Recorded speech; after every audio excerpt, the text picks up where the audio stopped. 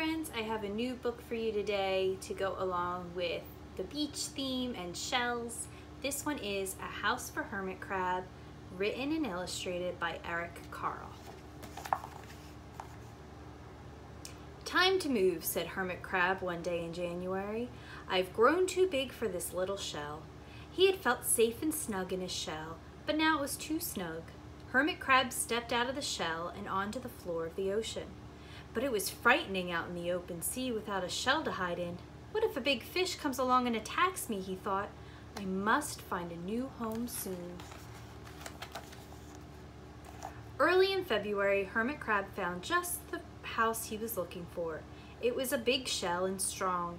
He moved right in, wriggling and waggling about inside it to see how it felt. It felt just right. But it looked so, well, so plain, thought Hermit Crab.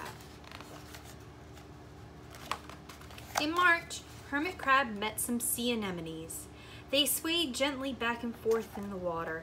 How beautiful you are, said Hermit Crab. Would one of you be willing to come and live on my house? It is so plain. It needs you. I'll come, whispered a small sea anemone.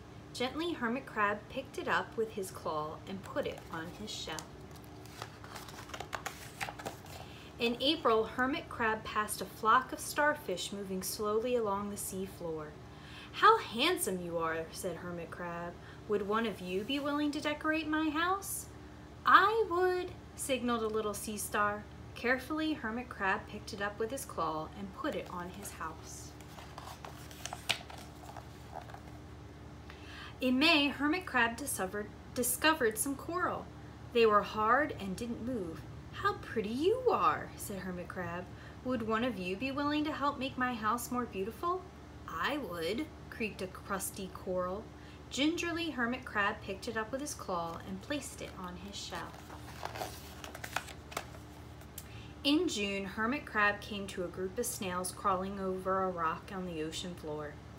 They grazed as they went, picking up algae and bits of debris and leaving a neat path behind them. How tidy and hard-working you are, said Hermit Crab.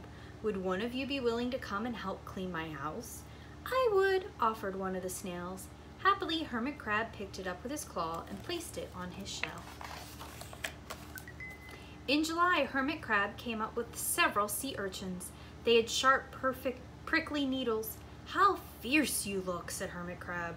Would one of you be willing to protect my house? I would, answered a spiky sea urchin. Carefully, Hermit Crab picked it up with his claw and placed it near his shell.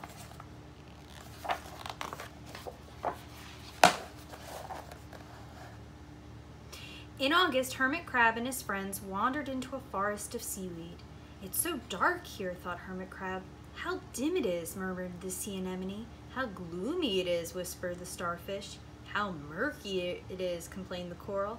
I can't see, said the snail. It's like nighttime, cried the sea urchin. In September, Hermit Crab spotted a school of lanternfish darting through the dark water. How bright you are, said Hermit Crab.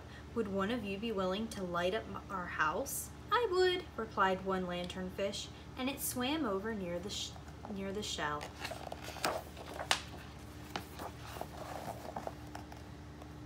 In October, Hermit Crab approached a pile of smooth pebbles. How sturdy you are, said Hermit Crab. Would you mind if I rearranged you? Not at all, answered the pebbles.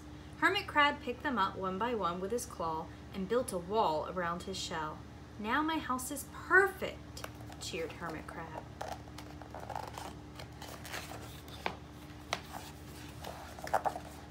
But in November, Hermit Crab felt that his shell seemed a bit too small. Little by little over the year, Hermit Crab had grown. Soon he would have to find another, bigger home. But he had come to love his friends, the sea anemone, the starfish, the coral, the sea urchin, the snail, the lanternfish, and even the smooth pebbles. They have been so good to me, thought Hermit Crab. They are like a family. How can I ever leave them?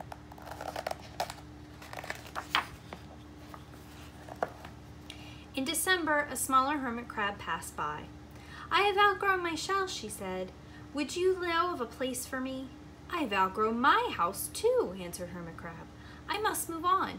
You are welcome to live here, but you must promise to be good to my friends." "I promise," said the little crab.